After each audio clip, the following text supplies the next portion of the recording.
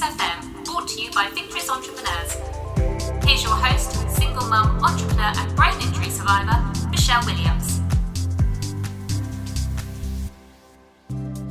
Hello and welcome back to another episode of Victress FM, where every week I'll be introducing you to inspiring women who have gone after their dreams and refuse to give up even in the face of extreme adversity.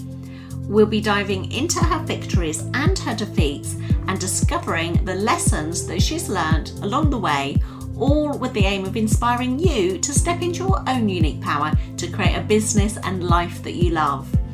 And this week I was joined by the fascinating Nisha Ryan from the Aligned Pretzel Co., which helps conscious spiritual female entrepreneurs to unleash their orgasmic energy for rapid expansion in their orgasms, businesses and their bank accounts.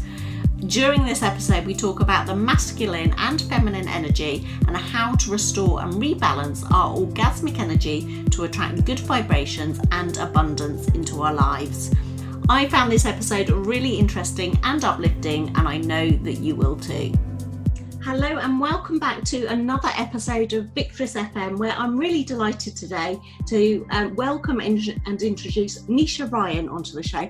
Hello Nisha, and thank you so much for joining me today. Thank you for having me. I'm so excited. I'm really excited too. Obviously we connected quite recently and I was really interested in your story because, as you know, Victress FM is all about celebrating women's triumph over adversity, and I'm really interested in sometimes how some of the adversity that we have in life actually takes us onto a new path and actually takes us onto our own entrepreneurial journeys. And I know you have got your own Victress story of triumph over adversity, so I wonder if you don't mind sharing a little bit about your story and how, you know, the adversity that you've faced and how that's actually taken you onto the path that you're now on. Sure. Thank you again for having me. So quick little background on myself. I was a nurse. I was a nurse for 8 years, more specifically in the operating room. And, you know, I had gone on this vacation of seeing all the sights and going into the mountains. It was January month. And I was just feeling like, man, there just has to be more to life than this. Like, I was just feeling so bogged down almost, even though I wasn't at work. So I had always wanted to be a yoga teacher, but I told myself all these excuses of why I couldn't. And I kind of just decided to go for it and sign up for the training. I had been a long time, lifelong yoga student. And having this vision of like this beautifully balanced life where I was a nurse part-time and I taught yoga part-time, and it was just like perfect and aligned and beautiful.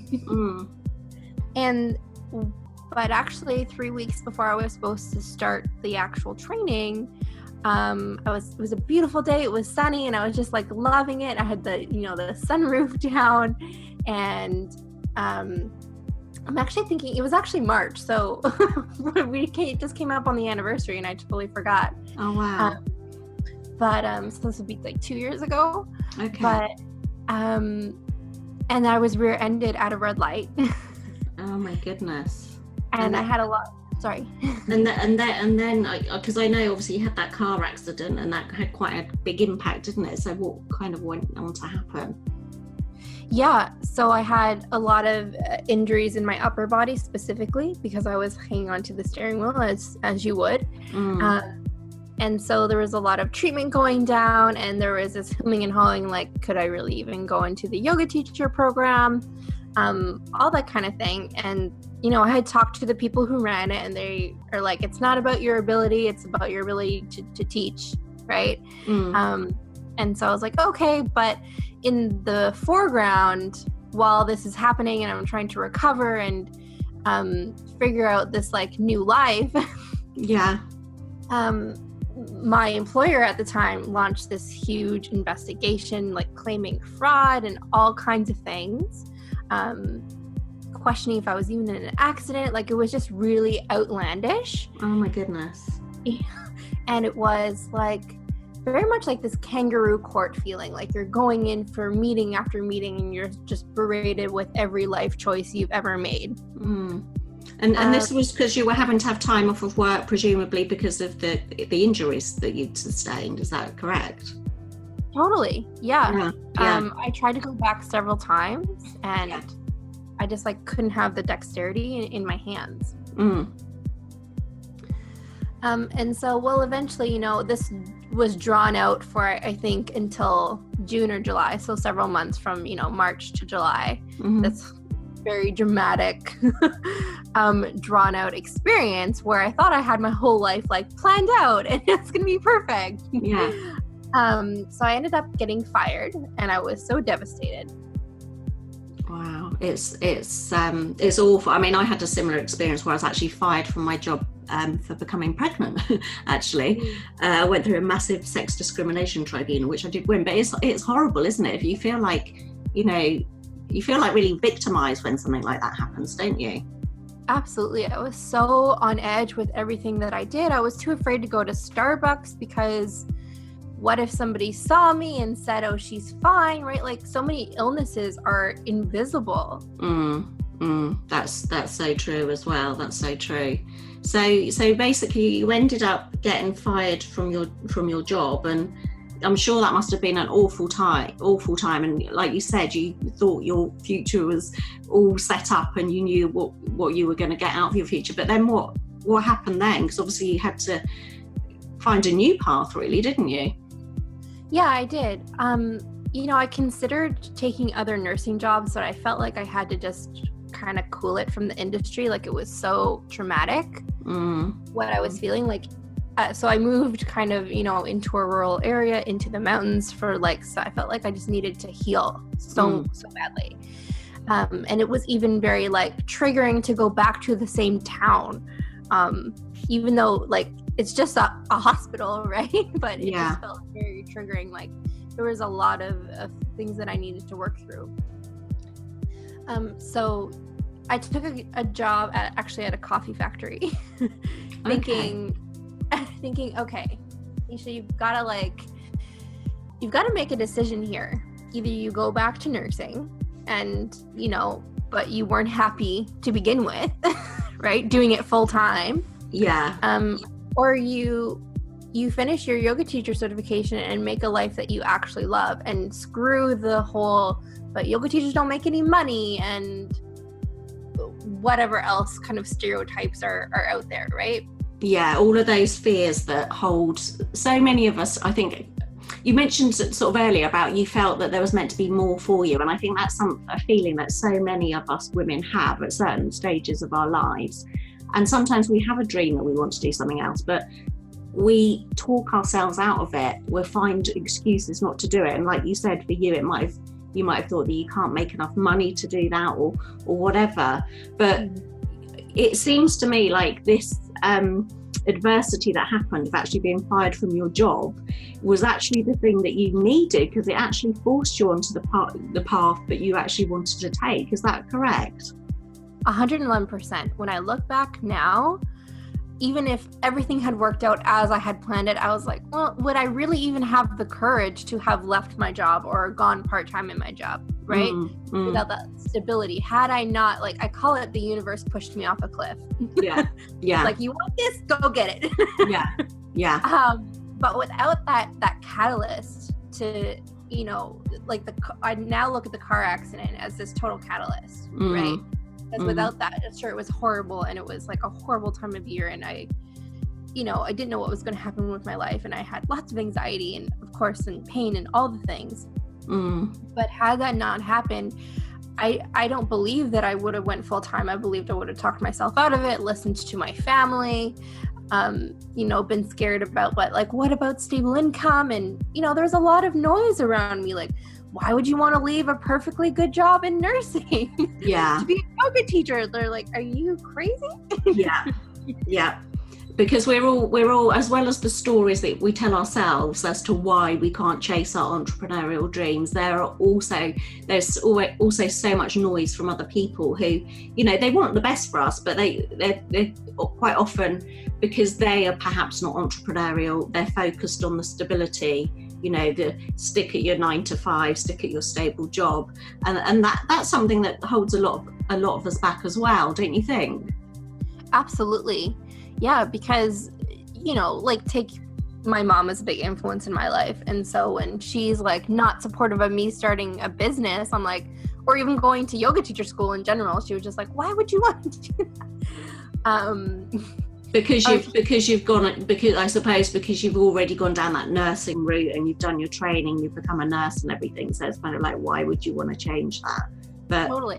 Yeah, I'm guessing anyway, obviously, you know, nursing is an incredibly sort of hard and must be such a high pressure job as well. But you wanted more, and you, like you said, you wanted a more like balanced lifestyle. So obviously yoga makes sense.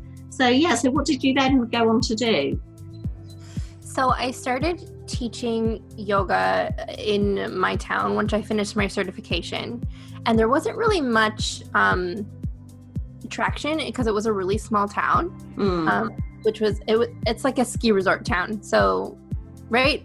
Yeah, okay. So, yeah. Tourism and that kind of thing. So you know, one of my friends had suggested like kind of taking my craft online, and that's what I, you know, started doing. But from the beginning, I was never just like, this is how you move your body and this is how you breathe. From the beginning, I wanted to have a program that was inclusive of like mindfulness and taking care of yourself, because I had been through such a traumatic experience while going through like my yoga teacher training, right? Yeah. That I had to be like, this is not, it's about alignment of life. And I thought it was such a disservice to only look at the body without incorporating the body, mind, and spirit. So I made a program, basically, like I think it was like an 8-week program at the time, that incorporated, you know, some of these coaching aspects, yet had yoga videos, a lot about breathing, because there was a lot of anxiety, because I was working with people who either had chronic pain or had high anxiety. Okay. So obviously your program then, obviously you say it incorporates yoga, but you talk about orgasmic energy, is it life force energy? So can you go through a little bit more about that, about you know, what that is basically for people that don't know, and how that's built into your programs and how you'll be helping people? Totally. Thank you for guiding me there. So I just kind of want to say as a disclaimer, like, teaching this, you know, alignment of life program is how I started. Like, I had to do something, and I had to be a part of something bigger than going into a coffee factory and just posting on Facebook, right? Yeah. And you know, I'm always the kind of person who, when I want something, I will go after it with everything that I have, whether I believe in myself or not. Well, that's a great thing to have, though, isn't it? Because I think that's so important in business, is that having that determination, perseverance, resilience, all of those things are so important. So yeah. So what did you go after? Well, so I just found that I so quickly just morphed, right? And was seeing how we could go deeper into mindset, deeper into embodiment.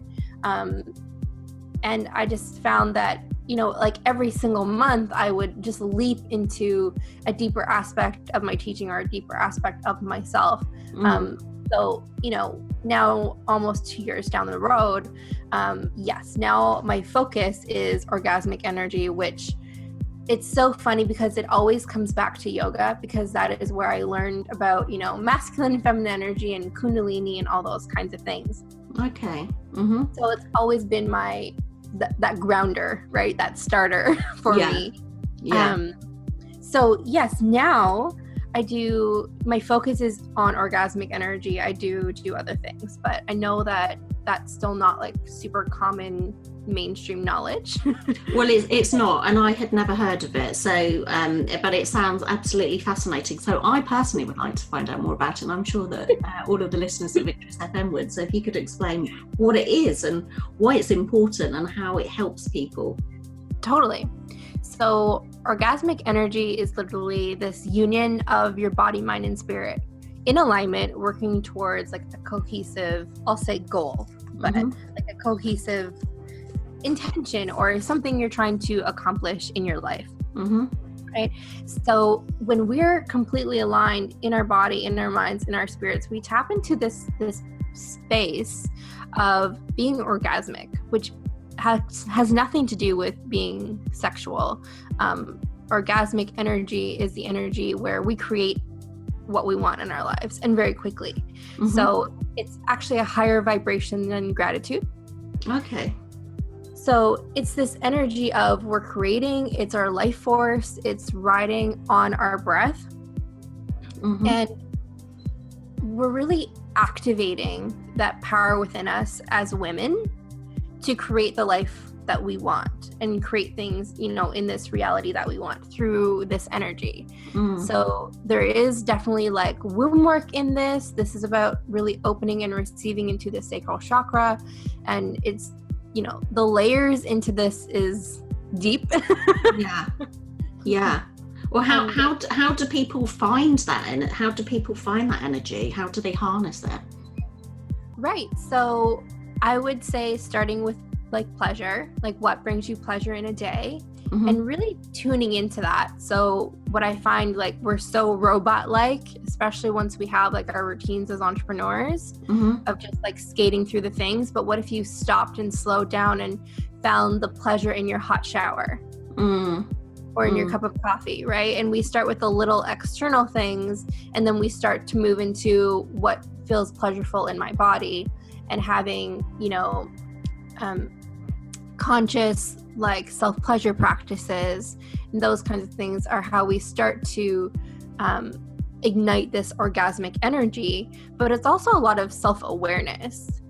So awareness of when you are pushing or forcing or doing things that you don't want to do, or when you are like, I just have to finish this sales page. And you're not actually feeling in flow, but just for the sake of getting it done.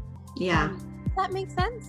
Yeah, it does, because I think a lot of us in with our own businesses are like that. We're like focused on our goals and the actions that we have to take to get there, and sometimes we I guess sometimes we don't take that time out to actually, like you say, to actually feel, live. You know, gratitude is very important, but you say this is a higher level of gratitude anyway. Actually, sort of taking pleasure in the small things outside of our businesses. You know, it's not just about our business, is it? But outside of our business. And how do you feel that actually helps you to create the life that you want, basically? Sure. So this is going to get a little woo, so a little... It sounds really interesting, so go away. I don't mean go away, I mean go ahead. So how this helps you is, so let's take the whole masculine and feminine energy debate. We need both in our bodies, right? We need this level balance. I like to look at it as a teeter-totter. Right? So if we're too much action, then we're not actually magnetic to clients, so it's harder to bring them on, it's harder to receive. And then if we're too far in the feminine, we're not actually getting the stuff done to bring the clients in, like the sales page or whatever. Right. So we want this beautiful balance. But the thing is, when we add on this orgasmic energy, we become really magnetic. Right. So this is working with the sacral chakra. It is working, you know, with your womb. It is working and feeling into your own sensuality and sexuality and pleasure. Like I said, there's many levels to this. But what I have found, it has this easeful state, and this like, how can this be real? This must be magical. Like context. So I just want to give an example, because of course we're all like, but show me the proof. Carry on, because I am fascinated with this, and I have got a question to ask you in a minute, but carry on with that, because it sounds so interesting. Awesome. So just as an example, and I created a post about this on my social media. So it's Friday night, right? We've got 3 days left in the month of April, and I'm like, I'm not going to meet my goal that I got. I'm $200 away, and really, like, I had all weekend, but I was still like, woe is me. And then I was like, so I do a little orgasmic like ritual every morning, just with journaling and just feeling into what I want to feel and thanking the universe for what I have, that kind of thing. And so I decided, nope, we're not doing work. Like, this is not happening. I'm leaning into pleasure, things I want to do, all that kind of thing. And what I did do was I went on a date. I did my journaling. I cleaned my place, that kind of thing, right? Like, I just had total fun. I went to the beach, all that kind of stuff. Between Saturday night and Sunday night, so, you know, in a 24-hour time span, I had, without doing any work, any posting, anything, I had taken on a couple of new sales and clients to total about $1,500 in that time frame. Wow. Shooting my goal out of the park, right? Yeah. But yeah, I didn't do anything. Right? There was no posting. I didn't even do an Instagram story. I was just being fully present in what I wanted to do and just loving on me and my body, right? But I just want to give that as an example of how, like, beautiful and crazy, like, this energy can be.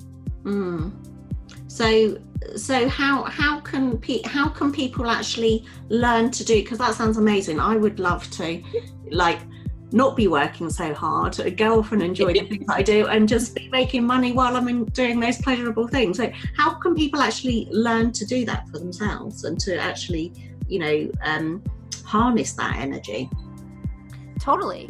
I'm trying to think, like, oh my God, there's 50 million things coming in my head right now. How can I tell you?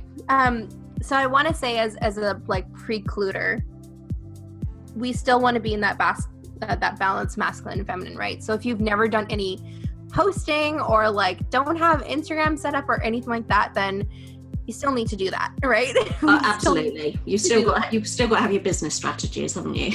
Exactly. Yeah. Right. So one of the examples, one of the clients that came through last night out of nowhere that I never spoke to before found me because of my Instagram story highlight and signed up for my program just out of the blue, right? Just as an example. But how we can start to do this, like I said, finding those small pleasures, and even perhaps journaling in the morning, like, what would make today feel pleasurable, or what would make today feel orgasmic, and really noting, even at the end of the day, what brought me pleasure today, because we start to slowly increment our threshold for pleasure. Right? So you have a little bit, maybe the first day is just like a small shower, right? And like, oh, it's hot, it feels so good on my hair, oh my gosh. And we just add on, and then we start to go a little bit deeper into you know, more of the sensuality of it, and really kind of exploding this energy and this practice, and allowing us to have more flow and freedom and balance, and not hustle in our lives. Is it also about learning to appreciate those pleasures, which a lot of us might take for granted? Because you're talking about obviously taking a shower, which a lot of us probably jump in there and don't actually notice that's that pleasure. But, you know, for me, one of the things that I love to do each day, and it really heightens my energy, is I go for a walk, and I like to get up early while the sun's rising and just hear the birds in the trees and things like that. So I don't know if this is to do with life force energy. For me, it's about gratitude. You know, it's about actually appreciating, you know, nature, the birds and the trees, that, you know, the sun coming up and the sound of the wind through the trees. Am I doing this without realizing? Am I harnessing my life force energy without actually knowing anything about it? To a certain extent, yes. So this, you know, orgasmic energy has an element of gratitude, like thanking the universe and truly feeling what it feels like, right? To have the things that you have, and be around the things, right? But there's also a huge element of presence, which is what I feel like kind of you're talking about. Like, you could just go for a walk and ignore all the things, or you can go for the walk and like have all of the senses like on fire and like, oh my gosh, the sun, oh my gosh, the birds, oh, it's so green, right? Like there's two totally different I guess catalyzers here. One where you're just skating through life, right? Kind of roboting. I'm just doing this because this is one of the things I do. Check, checklist. Yeah. Or, oh my gosh, I'm so present and I'm actually feeling all the things. And I would say that's a huge piece of it. It's like not just saying like, oh, I'm so grateful. And like, of course you are, but actually feeling that in your body. Like our superpower as women is to feel. Yeah. And so that's definitely a lot of it. Slow down and feel. Yeah, actually, like you say, be present and feel. I had a question about, this masculine and feminine energy, because I'm a little bit confused. If you're a woman, could you perhaps have more masculine energy than feminine energy and vice versa? Or is it the fact that you're a woman, you've got the feminine energy? Can you just elaborate on that? Right. So I kind of apologize because it's spoken about a lot. So sometimes I take for granted that everybody knows what masculine and feminine energy is. No, well, I don't, and I'm sure a lot of our listeners don't. So yeah, if you can sort of just tell us all about it, because I'm definitely intrigued. Okay. So we all, like, no matter your sex or your sexual orientation or anything, we all have masculine and feminine energy soaring through us. And the goal is to be balanced, like in our true essence. Like when we were born balanced, right? And then the world kind of imparts things on us, and we put these thoughts and impressions from other people, and they kind of affect how we operate, which affects our energy. Okay. And so every person on this planet is going to be totally different. So it has nothing to do with like your sex, for example. So yeah, there are definitely women who operate more in the masculine, and I would say that's becoming more and more common in this world of go get what you want, kind of you gotta hustle for it, that kind of thing. Like you gotta work hard to make money, these kinds of opinions that really have us being more in the masculine. Like I said, masculine is about the doing, and the feminine is about kind of receiving, basically. Right. Okay. Like think of it as the masculine is like this container. Yeah. And the feminine is just like dancing inside and having the time of her life. Right. Okay.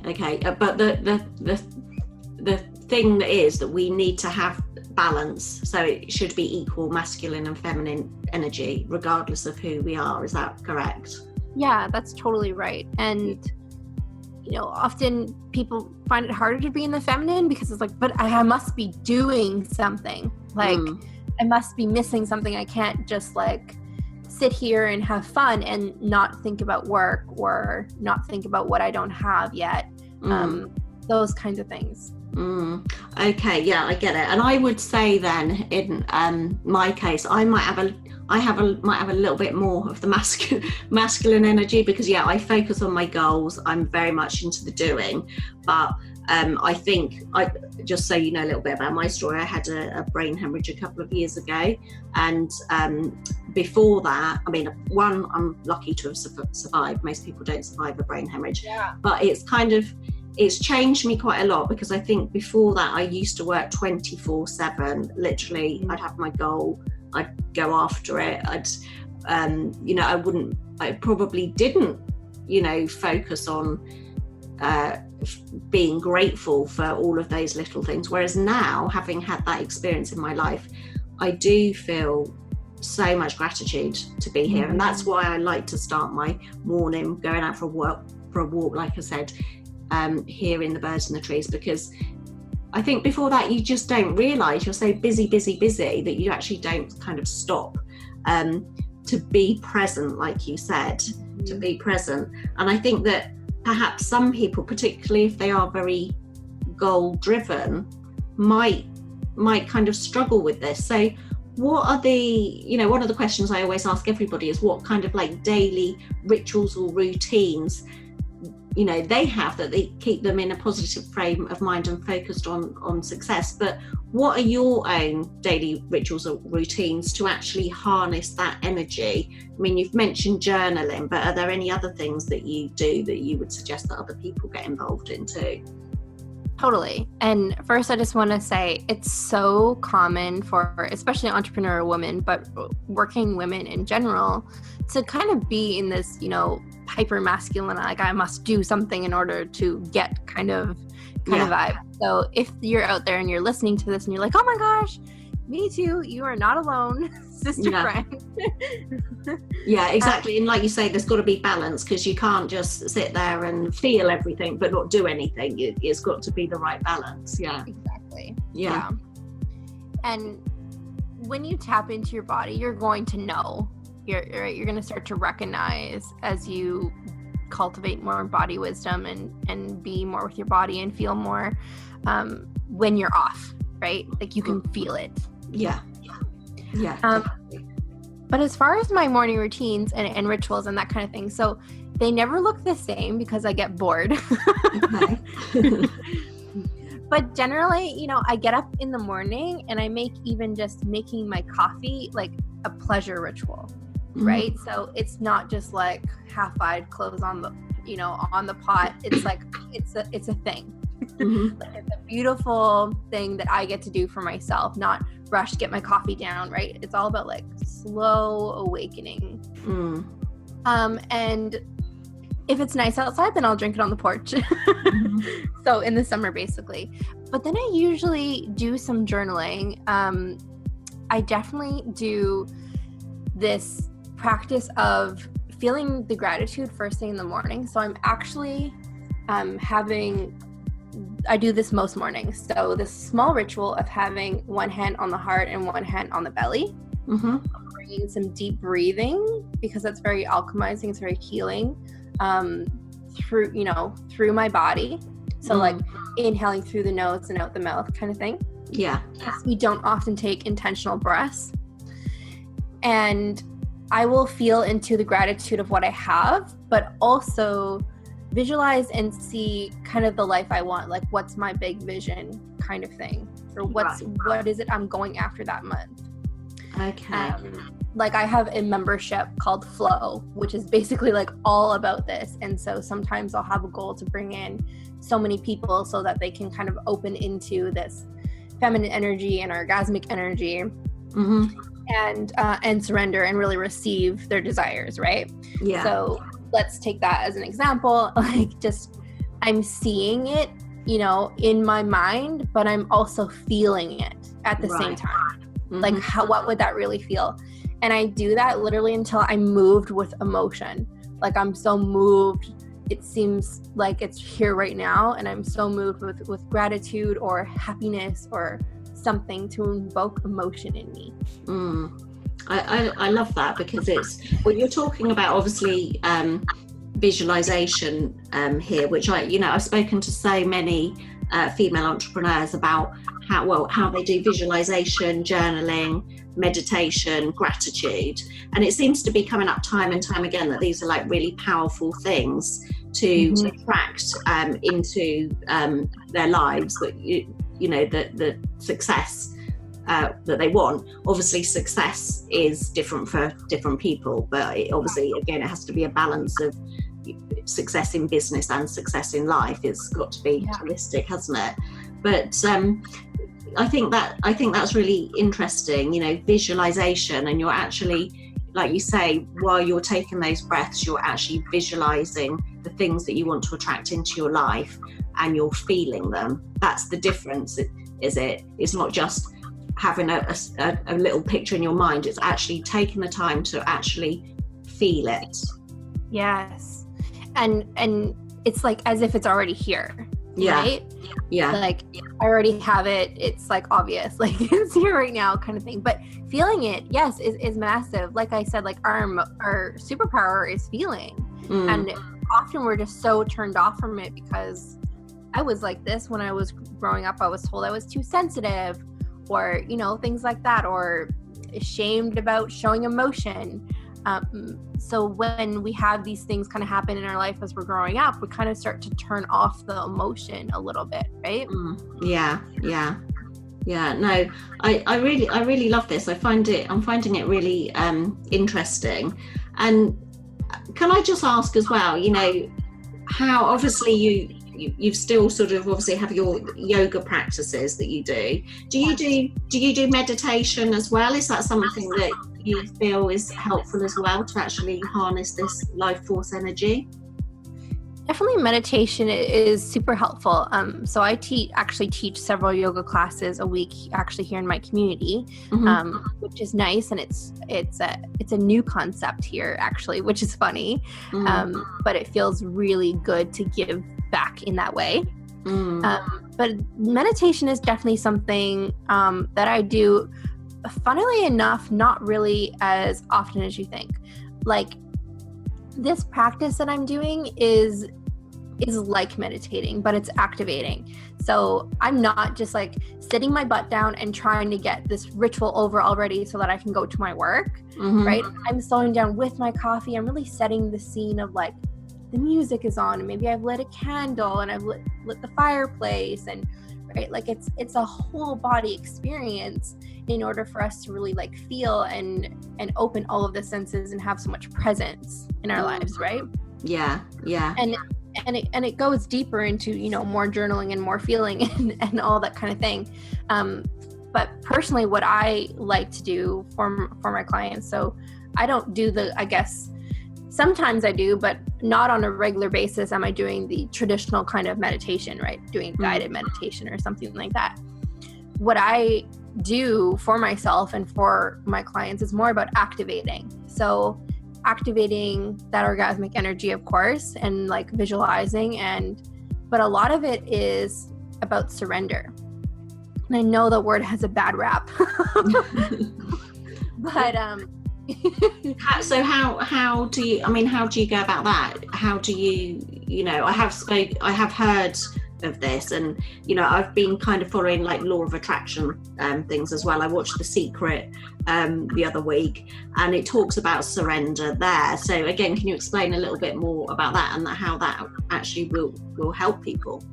Yes, and I love this question so much because so many people are out there like, you just need to surrender to receive, but a lot of people just don't know how to do that. They don't understand, right?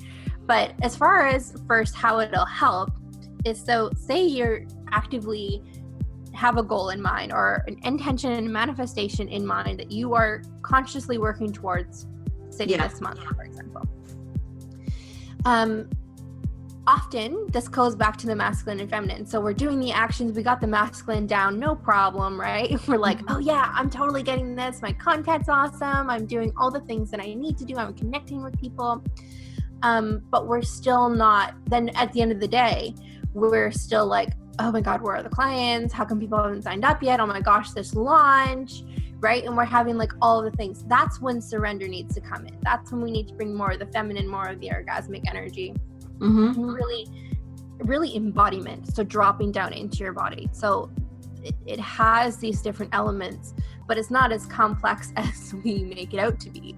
But it'll help you because you've already done your actions and it's time for you to relax into it's already done, right? Instead of, if we're actually, you know, having anxiety or worrying or thinking about how come anyone hasn't signed up yet or all the things, there's a part of us that doesn't believe that we can have it, like that it's already ours, right? So there's this little piece that's almost like self-sabotaging. Because we're not leaning into that, okay, I trust, like, and I trust that my actions have been enough and that I am enough, and then I'm just going to surrender into like what is right now and allow the things to come to me. That part makes sense? It does. So long as you've done the actions that should take you to your goal, rather than being filled with anxiety about, you know, is this going to work? Is this good enough? Just surrender and know that what you have done is good enough. And that's the point, to actually surrender and you know, manifest and attract those things that you want to. Is that right? Definitely. And so I'll get into surrendering a little bit and how I do this. But it's very much about like, who are you being when you're doing the actions, right? Because energy speaks. You walk into a room and you can tell the people you want to talk to and the people you don't want to talk to, right? We've been to that holiday party where like, Bill, don't come over here. Oh my God. Yeah. Right? We don't know why. We just don't want to be around them. And it's energy. Right? Yeah. And so it speaks when you're doing your actions online, right? And it speaks even when we're not doing our actions, right? It's just who we're being after too, right? During, before, and after. And so this is where I've blended my entire journey together, this beautiful, messy journey, by having a bit of the yoga practices when it comes to surrender, a bit of the more, I guess, tantra type side of it, right? Like more of the orgasmic energy practices, and the breathing and the visualization, and bringing it all together as one, and really guiding people who just don't know how to surrender. Like it's just the hardest thing, right? I see this so much, and people are like, but how do I even do that? Because we're so far in the masculine, we just don't even know how to really do that. Like if you're sitting down and like trying to meditate for 5 minutes seems really, really hard. Yeah. This is probably like the thing for you.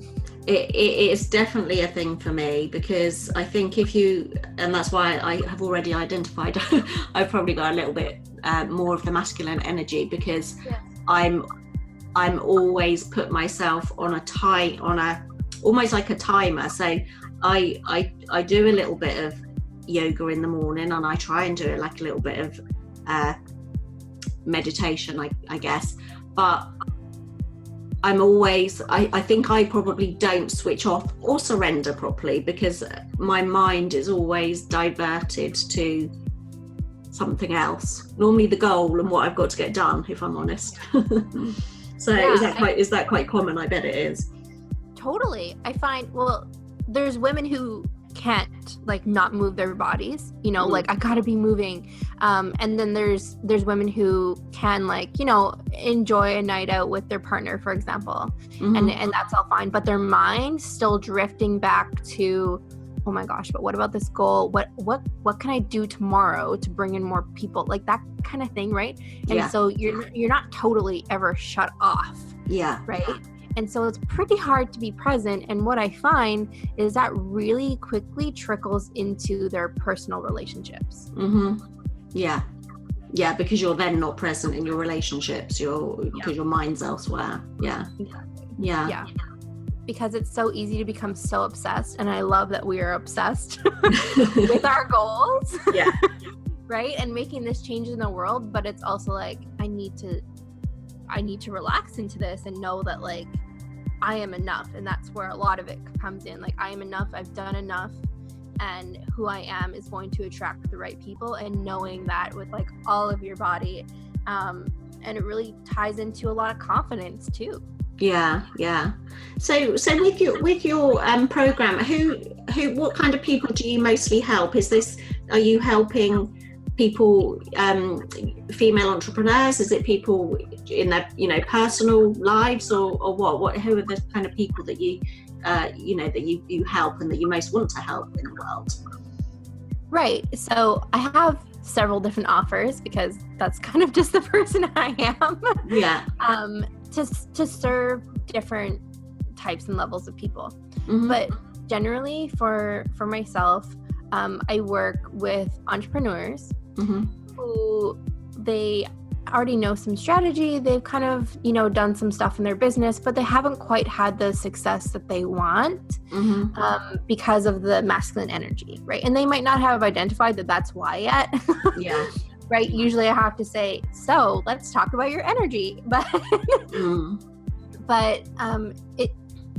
even they don't admit it until we really start working together, but it has some effect on their personal life, on their intimacy.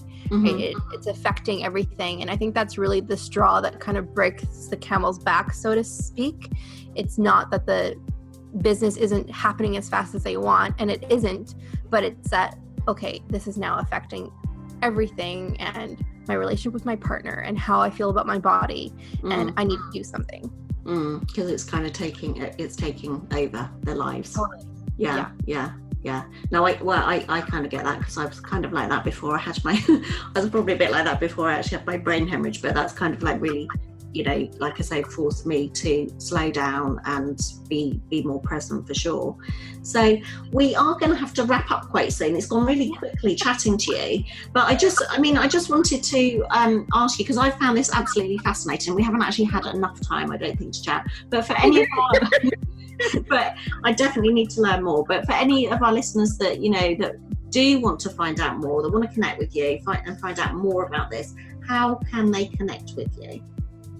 Right, so you can find me on Facebook, Nisha Ryan. My website is www.thealignedpretzel.co. There's definitely some free resources on there, like creating your orgasmic business, that you want to check out. If you're kind of just wanting to open into like exploring this work a little more, you're not quite sure about it, I have a membership that's like a $40 a month price range, if you want to kind of like dip your toes in kind of deal. And then Instagram, I'm at The Aligned Pretzel. So that's kind of my brand umbrella, The Aligned Pretzel. Lovely. Well, I'll make sure that we've got details of those in the show notes, and also over on the Victress Entrepreneurs website.